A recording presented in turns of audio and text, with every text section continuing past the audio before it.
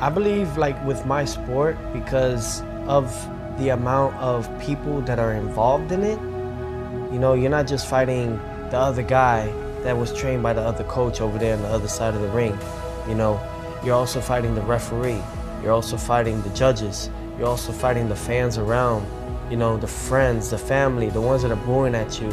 You suck, and trying to get in your head while you're like 9 years old. You know, we're just kids learning and fighting. What that did for me, it made me who I am in every aspect of it. Pressure makes diamonds, but it also exposes cracks. Teofimo Lopez has always fought like a man sprinting toward destiny. Loud steps, fast hands, unshakable belief. Oh my God. My father said, you gotta be an entertainer. He was seeing everybody else, all the other kids. He knew I could beat every kid. However, he just wanted to add a little bit more sauce into me. And what was it? He said, be different, have fun, enjoy yourself, entertain. And I always had that in me. I started boxing at the age of 6, officially. But before that, my father had me fighting and doing Taekwondo at 2 years old. So let's say from 2 all the way to 17, for 15 years, I didn't know where I was going. I didn't believe in myself like my father did. I did not. What my father instilled with me, and it stuck with me, were a lot of things that I could really say that has improved my living. Don't get hit. He always told me that. He's like, you know how to box, you know how to do this, just don't get hit. All he had to say was don't get hit, and I already knew what that meant. Yeah. 1, 2. Right hand again. Give me that right hand, baby. Give me that right hand. Oh, sure. Right hand. Don't show it. Right hand. Okay, go. Come over here. Too fast for me. Go. Over there. That's it. From the Olympics to world titles, his career has always moved with urgency, like he never planned on staying in one place for long. He wanted this fight because Shakur Stevenson represents the one thing Teofimo can't overpower with emotion alone: control. Here. It's what we've been waiting for, man. Working on drills, foot drills, hand-eye reaction, everything. You know, my guy, TA, Go Feet Formula, that's what's about to happen right now. I'm about to enter the whole matrix.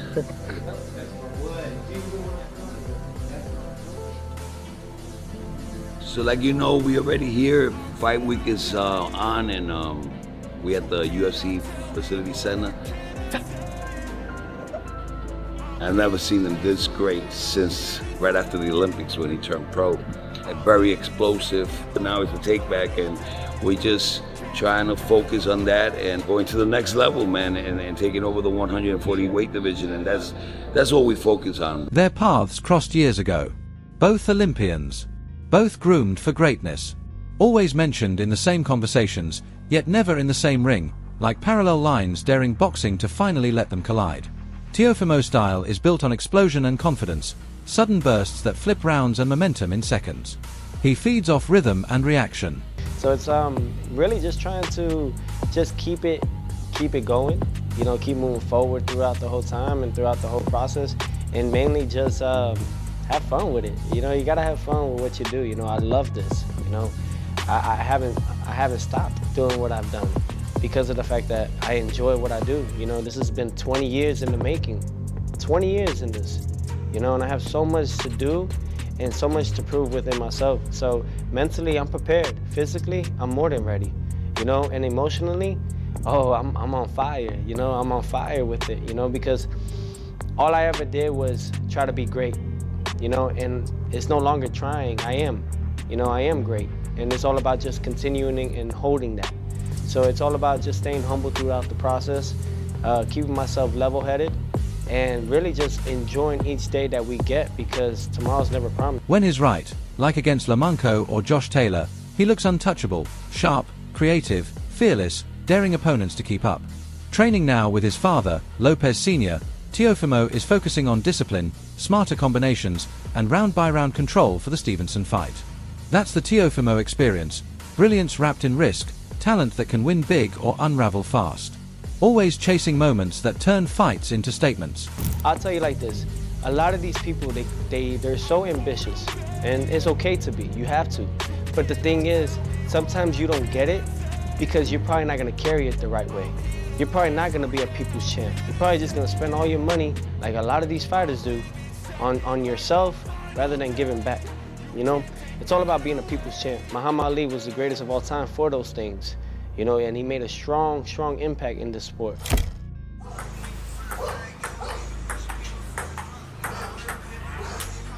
That's two. Mastery isn't loud. It's consistent.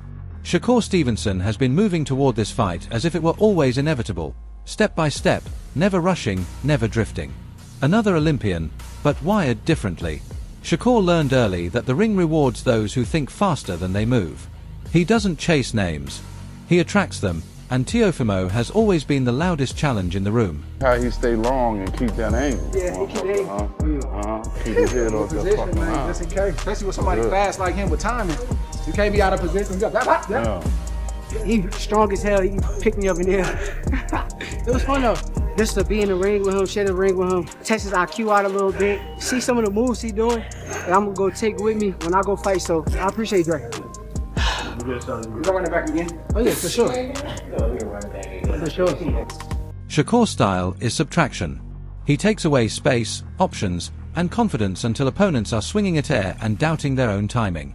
He doesn't fight for moments, he fights for minutes, stacking rounds with clean work, sharp counters, and footwork that feels unfair when you're chasing it.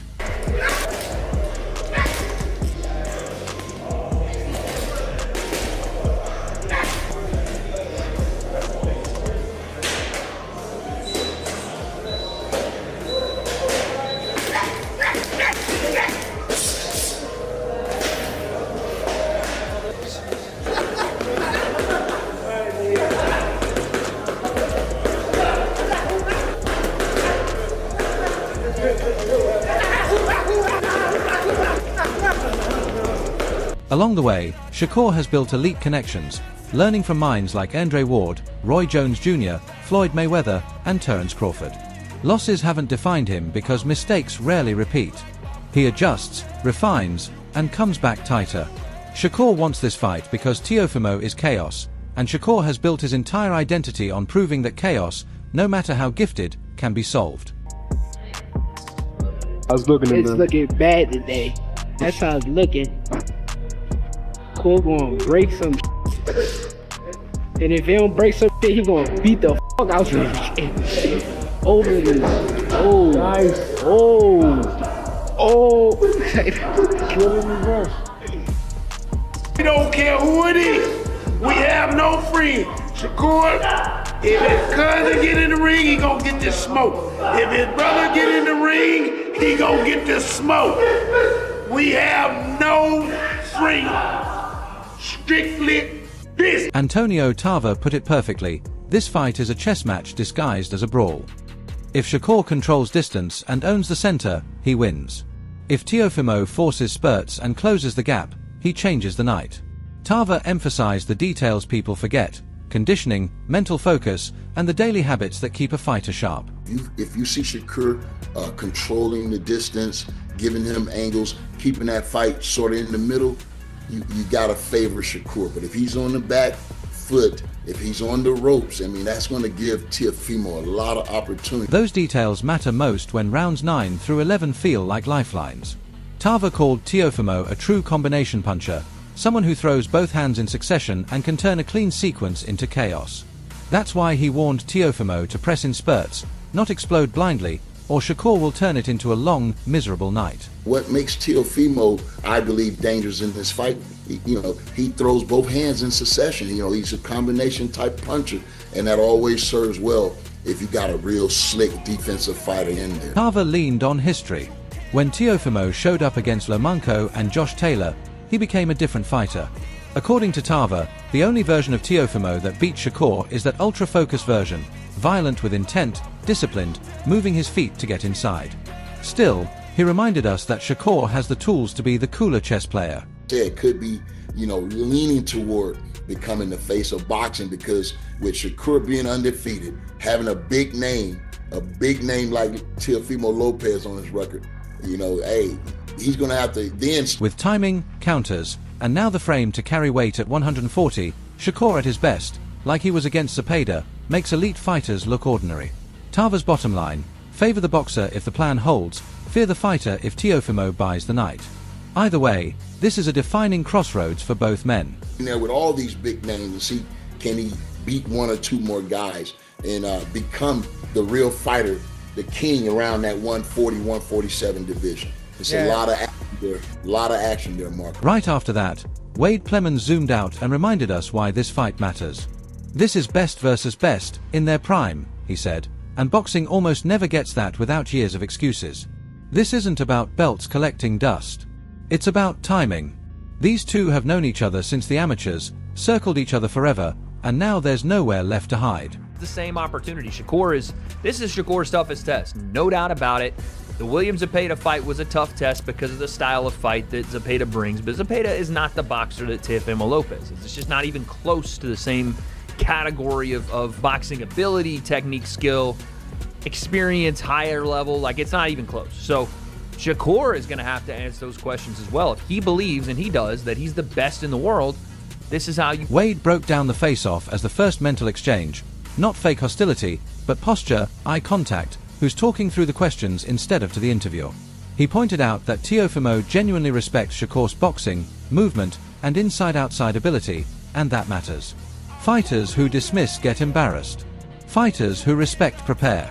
He also challenged boxing culture itself, saying we obsess too much over perfect records instead of who you actually beat, and Teofimo has already proven he'll take dangerous fights. Traps for Teo in the fight continuously, and then eventually turn the temperature down on Teo and essentially try to starve him, right? Starve him of punches, starve him of volume, starve him of momentum and rhythm, right? Like, Teo's a big-time rhythm. But Wade didn't let Shakur off easy. He said this is Shakur's defining moment, the fight where you don't just look great, you prove it against someone who can punch back and think. When the discussion turned to whether Shakur can carry his skills to 140, the skepticism was real. This isn't theory anymore, it's a reality check. And Wade shut down the comparisons fast. Stop pretending Zepeda and Teofimo are the same fight. That's boxing delusion. This isn't about trash talk or power tweets. It's about whether Shakur's control can survive a fighter who refuses to be starved, and whether Teofimo's ambition can stay disciplined long enough to matter. That's pressure. And pressure tells the truth. With his movement, once he gets in that flow, it's a little bit tough to stop that ball rolling down the hill. If Shakur can just be an interrupter in this fight and interrupt timing, interrupt rhythm, interrupt momentum, I could see that being the way he wants to approach it and frustrate. Then Breadman Edwards stepped in, the calm voice in the room who's seen this movie before.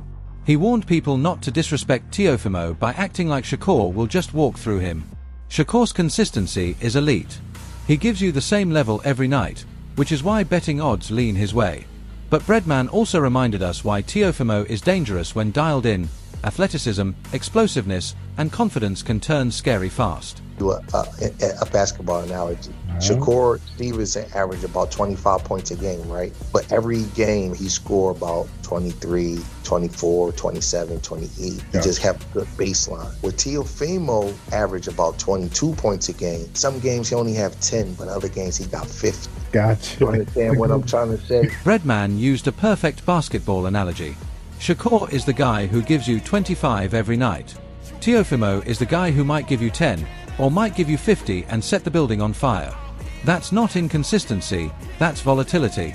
And volatility wins fights when it peaks at the right time. Teofimo doesn't freeze under bright lights. He showed up against Lomachenko, Josh Taylor, and Barbosa. That matters. Still, Breadman didn't sugarcoat it. Teofimo struggles when he has to chase movers instead of lining them up, and that's exactly where Shakur lives. Is that the guys who've given Teofimo movement and the guys who've tried to press, he hasn't looked good. But when he's made fighters come to him and he can kind of like line them up for his counter punches a little bit better. So he's obviously a fighter that likes you to come to him more than a fighter that likes to come to you and kind of stalk